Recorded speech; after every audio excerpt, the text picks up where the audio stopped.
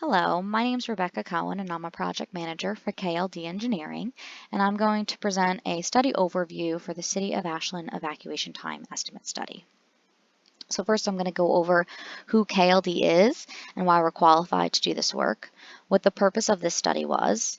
I'm going to give a high-level overview of how ETE are computed, and then I'll get into the results of the study.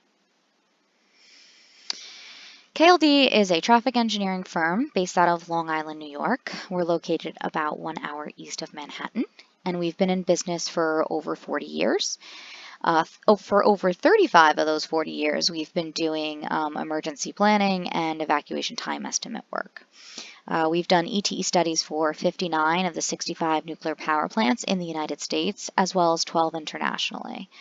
We have done ET studies for hypothetical dirty bombs, chemical stockpiles, earthquakes, hurricanes, large sporting venues, and more recently we've done a number of ET studies for cities along the west coast of the United States. The purpose of this study is due to increased temperatures, drought, low humidity, increased winds. Wildfires are becoming more prevalent in Oregon and in general along the west coast of the United States. The city of Ashland is a small mountain town that's nestled within 3 mountain ranges, and thanks to those mountain ranges has pretty limited ingress and egress routes throughout the city. So obviously there's some concern about the need for effective evacuation planning to try to move people away from an impacted area as expeditiously as possible. So how are ET computed? ET are computed based on some general evacuation planning principles. In general, you want to move people away from a hazard toward an area of safety in such a manner that minimizes their potential risk. What is an evacuation trip? So an evacuation trip generally begins inside of an area at risk and ends at a location of safety outside of the area at risk. So for example, if you're inside of the evacuation area, and this figure is shown with the red hatching, and you live inside zone 22, and you're evacuating to a friend or relative's home just outside of zone 29, your evacuation trip might look something like this pink arrow, although due to the roadway system, probably not. But conceptually, you can understand you would follow some sort of path that would lead you from zone 22 to just outside of zone 29. However, as far as an ETE is concerned, we are really only concerned as to when you're inside that area at risk or that hatched area. So the ET is computed based on when vehicles clear the impacted area or the area at risk. So that green portion of that pink route is really what is included in the ETE computation. So what is an evacuation time estimate, or ETE? An ETE is an estimate of the time required to evacuate an area at risk. It is measured from the advisory to evacuate to when that last vehicle leaves the area at risk. So it's important to note that it's an aggregate measure and does not reflect the experience of an individual evacuee. So what does that mean? If you see an ETE of 7 hours, it does not mean it takes every person 7 hours to evacuate. It just means that the last vehicle to leave the area being evacuated will cross that boundary at 7 hours after the advisory to evacuate. It's also really important that your ETE is as accurate as possible. Because ETE are used for emergency planning, development, and protective action decision making, it's really important that you're developing your plans and you're making decisions based on accurate numbers and not overly conservative or underestimated ETE. For example, if there is a wildfire that is 10 hours away and has the potential to, go a different direction, and your ETE is 11 hours. You may choose to evacuate because you might not get the whole city out before the fire potentially comes near the city. But evacuation's dangerous, so putting people on the road unnecessarily could cause accidents and sometimes fatality. So it's really important that if your ET is actually more like 4 hours, then you have a little bit more time to make that decision as to whether or not to evacuate, to see where the fire goes or what it does prior to making that decision. So it's really important that ET are accurate. So ET are computed based on two main things, supply and demand, like any other, good math and science problem. So the supply is your roadway capacity. So that is how many vehicles your roadway system can process in a given amount of time. And in the traffic engineering world, we measure that using vehicles per hour. And then the demand side of the equation is the number of vehicles that are trying to evacuate. So when you have a situation wherein demand exceeds capacity, that's when you have your bumper to bumper, rush hour, stop and go conditions. It's important to note that when you have a situation where your demand exceeds your capacity, traffic does move, it just moves slowly. This is what we like to call our ET in a nutshell slide. So as I mentioned, you have your two main components to computing an ETE, your supply and your demand. Supply is computed based on your roadway system. So how many roads you have, the number of lanes on those roads, lane width, free flow speed, which is generally speaking about 5 miles per hour over the posted speed, any traffic control devices, so anywhere there's a stop sign, a yield sign, a signal, all that feeds into that computation of your roadway capacity. On the demand side, you have all the people that could potentially be evacuating. So you have your residents, tourists, employees, external traffic. Those are vehicles that are on, let's say, I-5 that are originating outside of the study area and terminating outside the study area, but they travel through the study area and take up some of that available roadway capacity.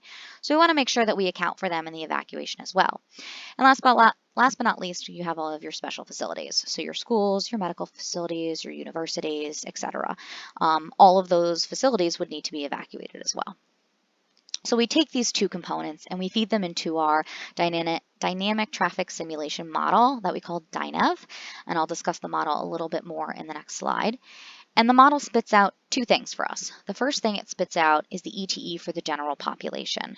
The general population are what we consider those to have their own personal vehicles, so they don't need transit assistance. So that would be your residents, your tourists, and your employees. The second thing it spits out for us is evacuation speeds, and it gives us those speeds along every single roadway in 5-minute intervals. And from that, we're able to compute the ETE for special facilities. So that's your transit-dependent individuals, schools, medical facilities, etc. It's important to note that even though we report these values separately in the report, they do interact with each other in the simulation. So the evacuation of both of these, for those who have access to their own vehicles or the general population, and those who would need transit assistance, are evacuating at the same time in the simulation. So the DYNEEV model, or dynamic evacuation model, was developed by KLD in the 70s under contract to FEMA after the 3 Mile Island incident. After it was created, there were a number of nuclear power plants that used the model to develop their evacuation time estimates. So the NRC said, hey, we should probably validate this model. So they contracted the Texas Transportation Institute, which is part of Texas A&M, to do a study of the PM rush hour conditions of Austin, Texas. And essentially what they did is they modeled the PM conditions and they simulated what the PM rush hour would look like. And then they went out and they took traffic counters and traffic tubes. I'm sure you've seen them. You've probably driven over them. They're little black tubes that go across the roadway. And they count axles, or they count vehicles, and they took the real data that they collected in the field during a PM rush hour from Austin, Texas, and they compared it against the simulated PM peak rush hour, and they found the results to be in good agreement. So thereby the model was validated.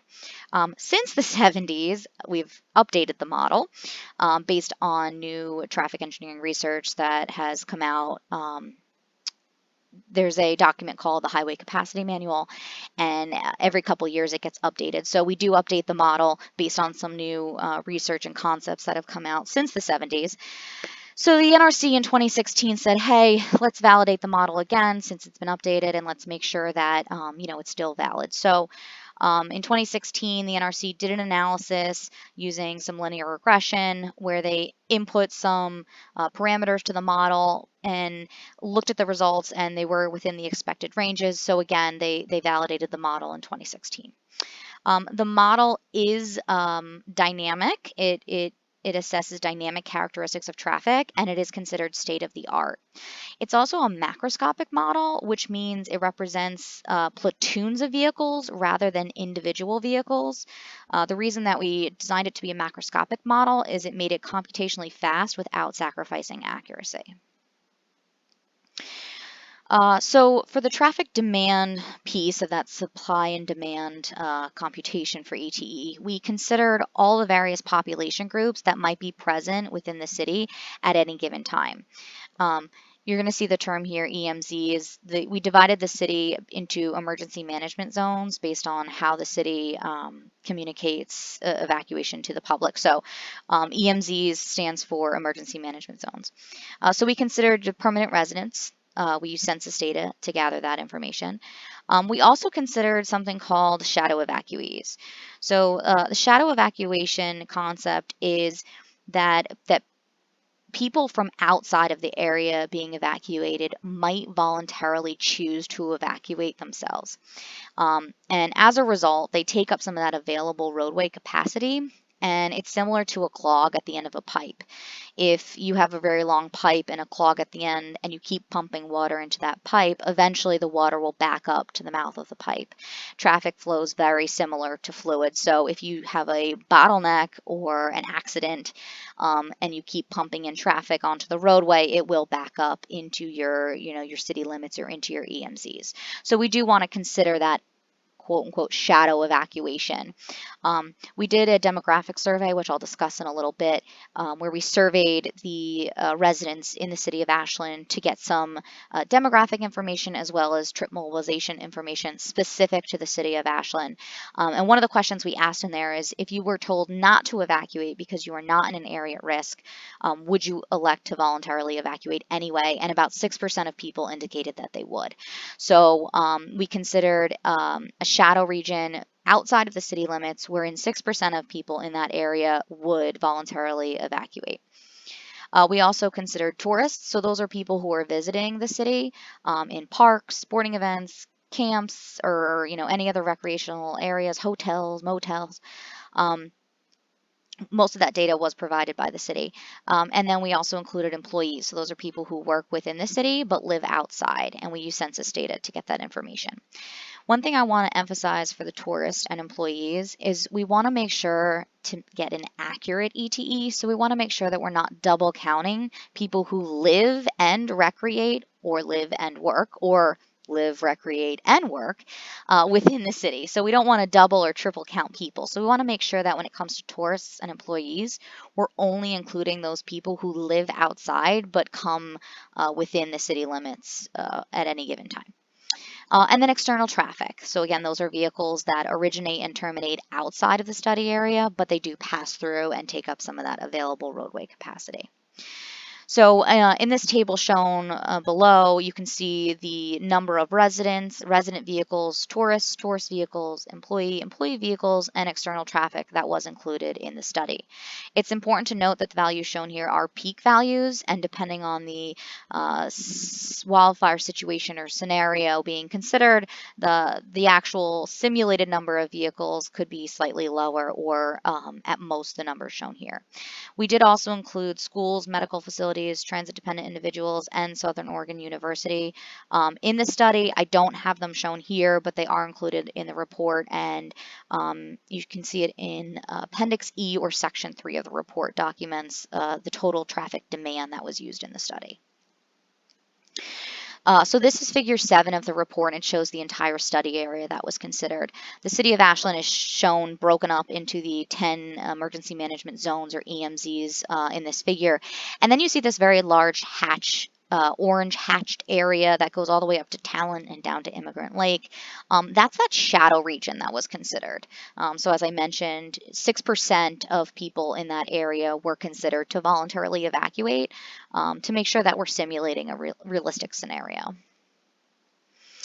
As far as the supply side of the equation, we developed it's called a link node analysis network, and it's essentially a computerized representation of your roadway system. We placed a node anywhere a roadway changed characteristics or anywhere two roadways intersect. And we would tell the model at this location, the roadway widens to 3 lanes, or, there's a stop sign, or there's a signal. Anywhere there is a signal, we had to specify whether or not it was actuated or pre-timed. A pre-timed signal has a fixed timing plan, green, yellow, red, regardless of the time of day or the demand at the intersection. It does the same cycle no matter what. An actuated signal actually has either loops in the roadway or cameras on the signal mast that can detect when an approach to the intersection has vehicles, and it'll actually change the timing of the signal on demand. So we did incorporate that into the model as well. So what you'll see in this figure is little blue dots and little blue lines. So anywhere there's a blue dot, that's where we put a node, and then the lines are the links that connect the nodes, and the links that connect the nodes contain the roadway characteristics. So the number of lanes, lane widths, free flow speeds, shoulder width, etc. Appendix H of the report contains detailed maps of this link node analysis network, and it's kind of set up similar to an atlas. So if you want more information, you can see Appendix H of the report. So because we recognize that a wildfire could occur for a number of temporal conditions, we considered what we call evacuation scenarios. We considered 6 of them. And these 6 scenarios vary season, time of day, and day of week. For seasons, we considered summer and fall because those are your peak wildfire seasons. We also considered the time of day, midday, evening, and then midweek, weekend. Obviously, your traffic demand will vary depending on the scenario being considered. So during the summer, you don't have schools in session, so the school population would be very low. Midday, you have commuters in the area versus evening, you probably have very little. So that's why we considered these 6 different scenarios to capture that variation in traffic demand based on the temporal conditions. So not only do we recognize that there would be temporal variation during, any possible wildfire scenarios, but there would also be depending on what areas are evacuating, a spatial variation. So for that reason, we consider a number of evacuation regions. A total of 18 regions were defined, and they're essentially groupings of EMZs. Regions 1 through 10 represent an evacuation of each individual EMZ by itself. So region 1 is EMZ 1, region 2 is EMZ 2, etc., and so on, all the way through region 10 is EMZ 10. Regions 11 through 17 are combinations of EMZs. So essentially what we did is we grouped EMZs, we divided the city up into north, central, and south, and we grouped EMZs based on where they fall in that kind of 3 sectors. And so we did an evacuation of northern Ashland, central Ashland, southern Ashland, and then we did combinations, so northern and central and southern. And then last but not least, Region 18 is an evacuation of all EMZs or the entire city all at once. So there are 2 main components of an ETE. The first component is mobilization time, and that's how long it takes people to actually get in their vehicle. Depending on who you are and what you're doing when an evacuation is ordered, there are a number of activities you might need to complete prior to actually getting in your vehicle. So if you're an employee, you probably need to shut your computer down and then get in your car, and then you can begin your evacuation trip. If you're a resident who works outside of the city of Ashland, you might need to, be notified that there's an emergency, travel home, pack your bags, and then you can begin your evacuation trip. So there are a number of mobilization activities that would need to occur prior to starting the evacuation trip, and those get essentially summed into this mobilization time or trip generation time. You'll hear me use both terms, they're synonymous. In order to obtain that information specific to the city of Ashland, we conducted the demographic survey that I mentioned earlier. We surveyed 2,471 people, which gave us a sampling error of 2.3% at the 99% confidence level, which all that means is that the results of the survey are statistically valid to represent the entire population of the city of Ashland. That's an awesome sample size right there. It's probably the best I've seen so far. So thank you for all of your help if you helped with that. And then the second component of the ETE is the evacuation travel time. So that's once you're in your vehicle, how long it takes you to evacuate the area at risk. And that's computed based on DYNEEV's outputs. So as far as that trip mobilization time or trip generation time, it varies based on the population group being considered. So, for example, employees and tourists mobilize most quickly, and they can get on the road within about an hour or so of the advisory to evacuate. And then residents who await the return of a commuter, maybe they want to reunite as a family prior to evacuating, they take the longest at about 4 hours to fully mobilize. And now it is a distribution, so it's a percent over time. And you'll notice that it's only really that last 10% of vehicles that take a really long time to evacuate. So for that reason, generally speaking, even in the nuclear world, we recommend using that 90th percentile ETE number when making protective action decisions or preparing your emergency planning, because we recognize that that last 10% of people tend to be stragglers, and they kind of take an enormously long time to get in their car. But nonetheless, they are there, they do need to evacuate, but they do take a really long time to mobilize. General population ETE. So again, this is the time, these are ETE values for people who have access to their own vehicles. Table 7.1 of the report shows the 90th percentile ETE, and Table 7.2 shows the 100th percentile ETE. This is the 90th percentile ETE table. The rows of the table are each region. So again, regions 1 through 18.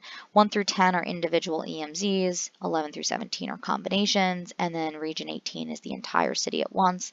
The columns of this table are the various scenarios. So summer, midweek, midday, etc. that were considered. As you can see, for the most part, the average 90th percentile ET kind of across the board is about an hour and 50 minutes, give or take.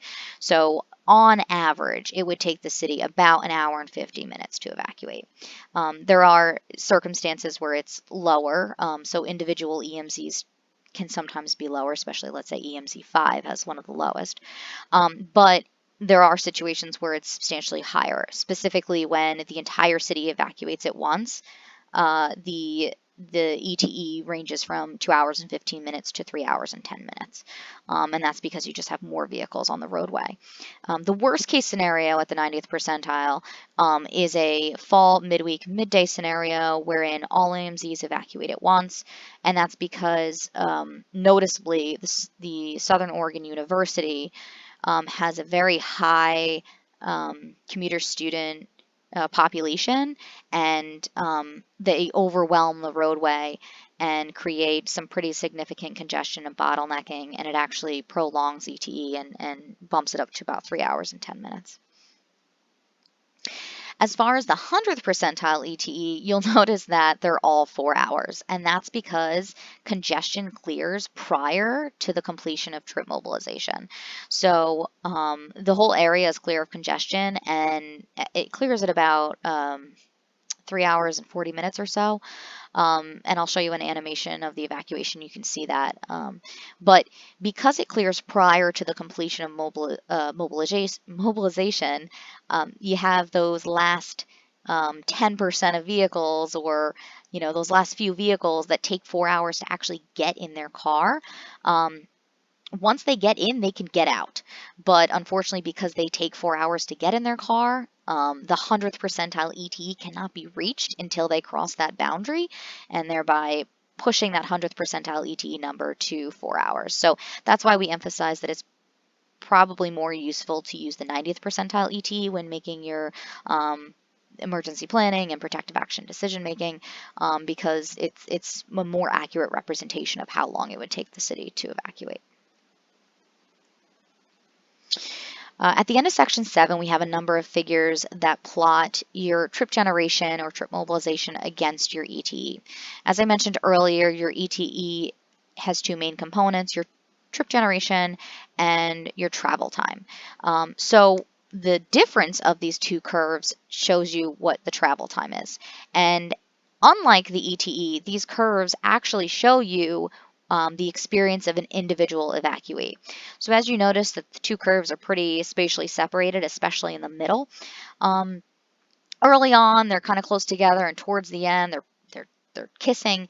So you know that if you were to evacuate very early on, you'd pretty much get out right away, or within 30 minutes, you'd be able to evacuate the area. Alternatively, if you wait 3 hours and 30 minutes when all traffic congestion is gone, you can get in your car, get on the road, get out. So that's the last 10% or so of vehicles that are doing that. However, if you evacuate in the peak of the evacuation, let's say somewhere around 1 hour after the advisory to evacuate, your travel time is approximately 1 hour and 30 minutes. Now, considering the city is at most, if you live somewhere in the city, you're at most 10 miles away from the city boundary. That means that it would take you 1 hour and 30 minutes to travel 10 miles. That computes to about 6.5 miles an hour. So that's very slow, and that's very indicative of how much traffic congestion is experienced, especially for this case. So this is a fall, midweek, midday scenario evacuation of the entire city at once. So how would you use these ETE tables? They can be a little confusing, so I'm going to run through an example of how you would do that and hopefully clear things up for you. So what is the ETE for the following set of circumstances? It is Wednesday, October 14th at 12 p.m. So it's a fall because school is in session, midweek, midday scenario. A wildfire ignited to the north of the city and only threatens the northern areas of Ashland. And we're interested in the 90th percentile ETE. So first we need to identify the scenario, then we need to identify the region. So if we go to our scenario table in the report, we look for the fall, midweek, midday scenario, and we see that's scenario 4. We then go to our region table and we look for Northern Ashland, which is EMZs 1, 2, and 10, and we see that it's region 13. We would go to table 7.1, which is the 90th percentile ETE table. We find scenario 4, region 13, and we see that the ETE for that set of circumstances is 2 hours. So under those conditions, it would take 2 hours to evacuate EMZs 1, 2, and 10 for a fall, midweek, midday scenario. Now I'm going to show you what an animation of the city might look like. This is for a fall, midweek, midday scenario, and it's an evacuation of the entire city all at once. What you're going to see is similar to your Google Maps or Waze, wherein the color coding is indicative of the level of congestion. We use a term called level service in traffic engineering, and it is a measure of the density of vehicles on a roadway. Level service A or B, which is kind of your free-flowing, middle of the night, absolutely no traffic congestion. Conditions are shown in gray or dark green, and then level service F, which is kind of your worst case bumper to bumper rush hour conditions, is shown in a thick red line. To the right side of the screen is a clock. It's shown in hours and minutes. We don't assume that an evacuation occurs in a vacuum, so we do kind of preload some vehicles onto the network just prior to the advisory to evacuate. So I know it says 000, but it's actually 5 minutes into the evacuation, where there are some vehicles already on the roadway, kind of prior to vehicles mobilizing and beginning their evacuation trip. So let's hit play here. The results of the demographic survey indicated that notification happens pretty quickly, not only through public alert warning systems, but word of mouth spreads pretty quickly. So as a result, within about an hour or an hour and 15 minutes, you already have your peak congestion. I mean, almost every road is level service F. Downtown Ashland is gridlock conditions. And then from there, things start to dissipate and things start to get a little bit better. But for the most part, 99 is pretty significantly congested throughout the entire evacuation. It's also important to note that you don't really see too much traffic congestion on I-5, and that's because the ramps that feed I-5 meter the traffic that's able to get onto the highway. I'm going to replay this for you. There is only one ramp system within city limits. It's by 66 Ashland Street that gives access to I-5. So because there's limited access to the highway, you don't really see too much traffic on I-5. There is an on-ramp just north and an on-ramp just south of city limits, and that's where vehicles are trying to get to. But because the ramps meter the traffic getting on I-5, you don't really see too much traffic on the highway. Other than that, 66, 99, they're all pretty good roads to get out of the area, and as a result, you're seeing very congested conditions along them.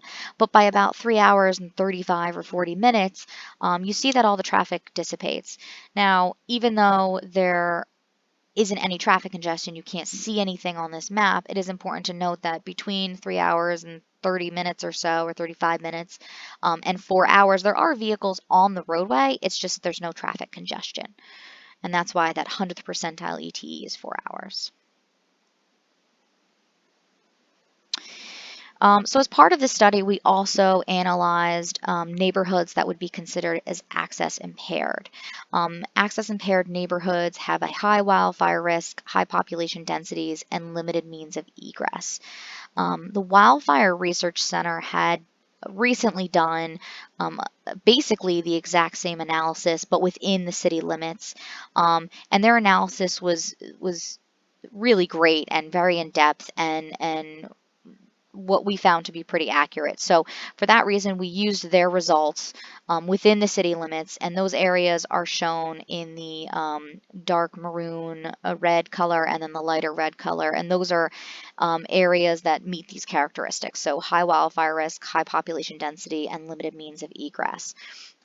We then added to that analysis by analyzing those areas just outside of the city limits, and those are shown in the orange polygons in this figure. And the orange polygons, the dark red, and the light red areas are what was considered to be access impaired neighborhoods, and it's likely that these areas might require some early notification if there were a wildfire emergency, because they might have a little bit more difficulty evacuating than other areas of the city. So transit-dependent ETE, as I mentioned, we did compute the ETE for the general population separately from those who would need transportation assistance. And then we also looked at the number of transportation resources that were needed to evacuate as compared against the number of transportation resources that were available. And from that analysis, we found that there was a shortfall of transportation resources. However, this is for the entire city. So if you did evacuate a subset of the city, there may be enough resources to evacuate, that section rather than the entire city all at once. So rather than doing all of the schools at once, you may only be evacuating 1 or 2 schools, and there would be sufficient resources to evacuate just those schools. So in order to compute the transit-dependent and special facility ETE, so that's your schools, your medical facilities, and those without access to a vehicle, we essentially had to sum 3 different activities, or the time to perform 3 different activities. Mobilization time, which was assumed to be 90 minutes for schools, medical facilities, and transit-dependent buses that would pick up transit-dependent individuals. The time to load the buses, that's how long it takes to physically get on the bus once it arrives. So for schools, we assumed 15 minutes. For transit-dependent individuals, it was 1 minute per ambulatory passenger, so that's those who, have no problem walking, 5 minutes per wheelchair-bound passenger, and then 30 minutes per bedridden passenger, and we loaded bedridden passengers on ambulances. And then the travel time from the facility being evacuated to the boundary of the city or the EMZ boundary. We did use route-specific speeds output by the DYNEEV model that I had kind of mentioned earlier, along specific routes to compute the time to evacuate the area.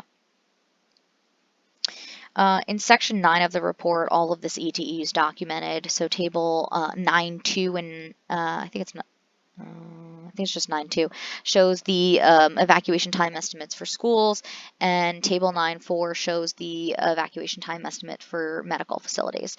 So as you can see, for both schools and medical facilities, on average, it takes about 2 hours and 20 or 25 minutes to evacuate these facilities.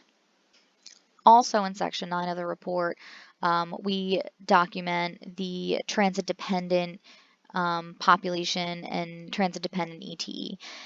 So what I mean by transit-dependent are those who would need transit assistance evacuating. So for example, let's say you have a household with 3 people and 1 vehicle for that household, and one of those people commutes outside of the city for work, and they wouldn't return home to reunite with the family prior to evacuating. Those 2 remaining household members would need assistance to evacuate. So that's what I mean by the transit-dependent population or the transit-dependent ETE. We computed those numbers, or that estimated that population, based on the results of the telephone survey or the demographic survey, I apologize. And then we actually grouped them based on the number of transit-dependent people that we anticipated to be within each EMZ, which we essentially did by a weighted distribution. And it worked out that there would be 4 buses that would be needed, 1 for EMZs 1, 2, and 10, 1 for 3 and 4, 1 for 5 and 6, and then 1 for 7, 8, and 9. And on average, it takes about 2 hours and 40 minutes to evacuate that population. So we also did a number of sensitivity studies, or what-if scenarios, to see what would happen if we changed an assumption, or what would happen if our trip generation rates were wrong. So we did a number of sensitivity studies to kind of quantify the impact that some of these change in input parameters might have. So first we changed the trip generation time from 4 hours to 3 hours, and from 4 hours to 5 hours. And what we found is that because traffic congestion persists for about 3 hours and 35 or 40 minutes, if we did drop the trip generation down to 3 hours, the 90th percentile didn't change much, but the 100th percentile dropped down to that 3 hour and 40 minute time when traffic congestion cleared. So in that case, your ETE no longer is dictated by your trip mobilization, it becomes dictated by traffic congestion. So if people move a little bit quicker, your ETE does drop, but only by 20 minutes, because traffic congestion persists for 3 hours and 40 minutes or so. And then alternatively, if it took 5 hours to mobilize, even though the 90th percentile ET didn't change, because that's not dictated by trip generation, the 100th percentile then bumped up to 5 hours, because again, traffic congestion clears earlier than the completion of trip generation, so it dictates the 100th percentile ET. We also tested the variation of shadow evacuees. As I mentioned earlier, we did consider a 6% shadow evacuation in our simulations. And we said, okay, well, what if no one in the shadow region evacuated? What if only those who were told to evacuate evacuated and nobody else did voluntarily? The results basically didn't change much. You had a 5-minute drop at the 90th percentile, and the 100th percentile remained the same. And then we said, okay, well, what would happen if everybody in that shadow region evacuated and nobody, sheltered, and, because they were told they weren't at risk? And again, it really wasn't too impactful, because that shadow region doesn't have too many people. The most densely populated area of the shadow region is Talon, and even that doesn't have too many people. So the ET only increased by 10 minutes at the 90th percentile and at the 100th percentile. So it really didn't have too much of an impact. Then we said, okay, well, what would happen if less vehicles were used to evacuate? Based on the demographic survey, there were 1.43 evacuating vehicles per household. So instead of using 1.43, we said, well, what if everyone only used one vehicle to evacuate? And essentially what that does is it reduces your evacuation demand. It would reduce the evacuating resident vehicles from 13,000 to about 9,500, which is a pretty significant decrease. And as a result, we saw the biggest change in ETE, which is 30 minutes at the 90th percentile. So that was pretty significant. So if you could notify the public, or if you want to quantify the results of this study, one of the best findings is that if you could use one vehicle to evacuate rather than two or three, it would reduce congestion for everyone who's evacuating. It would get people out more expeditiously, and it would be extremely beneficial. We also looked at a number of cases wherein if the bridge over Bear Creek, the East Nevada Street Bridge over Bear Creek, were replaced and it was usable for an evacuation, how would that impact the evacuation? And then also if I think it was temporary ramps or even permanent ramps were added to I-5 on North Mountain Avenue, how would that impact the ETE? And then we also did both at the same time. And as a result, we found at best it decreased the 90th percentile ETE by 15 minutes, which definitely is a benefit, but not as beneficial as reducing your traffic demand by encouraging people to evacuate in a single vehicle. And then the 100th percentile didn't change because, again, that's dictated by your trip mobilization time. Next, we looked at wildfire approaches and kind of your two worst case scenarios as far as where a wildfire could occur and how it could impact your roadway system. First, we looked at a wildfire to the north of the city, wherein the roadways that lead northbound were closed because, it would lead directly to the fire. And then we looked at a wildfire to the south of the city, wherein southbound roadways were closed. And so in one case, everyone was forced southbound, and in one case, everyone was forced northbound.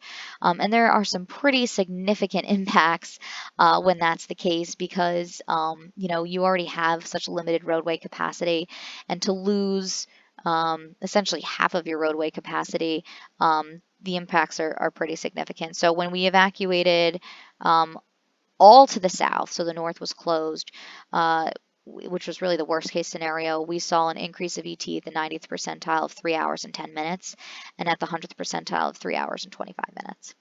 And then when there was a wildfire to the south and everyone was forced north, we saw an increase of 2 hours and 25 minutes, and at the 100th percentile, 2 hours and 35 minutes. So those are some pretty significant increases. And all of this is documented in, I believe, Appendix L of the report. I'm sorry, Appendix J. So the report is very long, and I just wanted to note that it is an engineering study, so there's a lot of information in there that documents, how we estimated roadway capacities, what algorithms the model uses to simulate the traffic. So, it does include a lot of kind of extraneous information that is really necessary, especially if, this report gets shelved for a couple years and somebody opens it up and wants to know, where we got our data from. It's all in there. So it is very long, but there are some key sections of the report that you can focus on. The executive summary gives a concise overview of the report. Section 3 and Appendix E quantify all of the demand that was used. Section 7 discusses that general population ETE. Section 8 discusses the access impaired neighborhood analysis that was done. Section 9 is the transit dependent ETE, and then all of those what if scenarios are documented in Appendix J. And that concludes the overview of the study. Thank you.